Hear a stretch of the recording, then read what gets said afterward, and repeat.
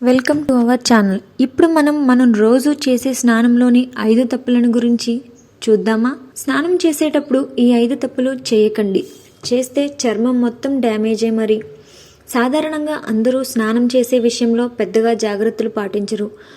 ఏముందులే చేసేద్దాం అనుకుంటూ ఉంటారు. కానీ అలా చేయడం వల్ల చాలా నష్టాలు తలెత్తుతాయి.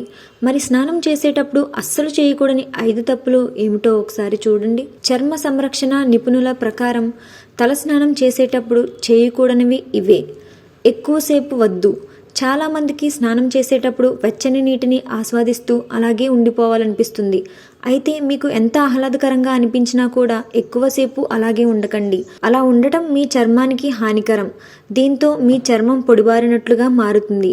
ఒకవేళ ఇప్పటికే మీ చర్మం తరచుగా పొడిబారినట్లుగా అనిపిస్తుంటే మీరు స్నానం చేసే సమయాన్ని 5 లేదా 10 నిమిషాలకు తగ్గించాలి.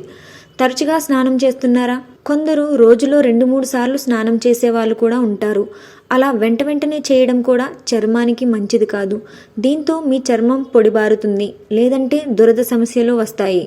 అవసరమైన దానికంటే ఎక్కువసార్లు స్నానం చేయటం వల్ల చర్మంపై ఉండే రక్షణ వ్యవస్థ దెబ్బతింటుంది. చేతులను మాత్రం తరచుగా శుభ్రం చేసుకోండి. కేవలం ఉదయమే స్నానం చేయడం. చాలామంది ఉదయాన్న మాత్రమే స్నానం చేస్తుంటారు.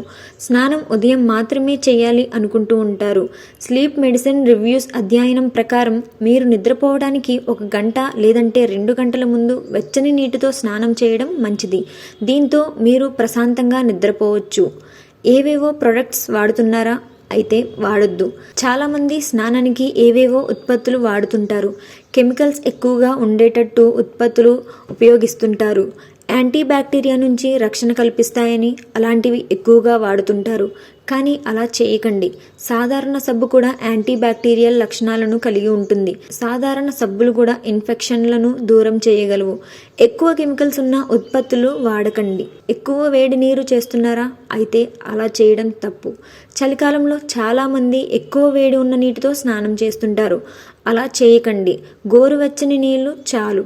ఎక్కువ వేడి ఉండే నీటిని స్నానానికి వినియోగించడం వల్ల మీ చర్మానికి రక్షణగా ఉండే న్యాచురల్ ఆయిల్స్, లిపిడ్స్ తగ్గిపోతాయి. దీంతో చర్మంపై దురద సమస్యలు రావచ్చు, లేదంటే పొడిగా మారుతుంది.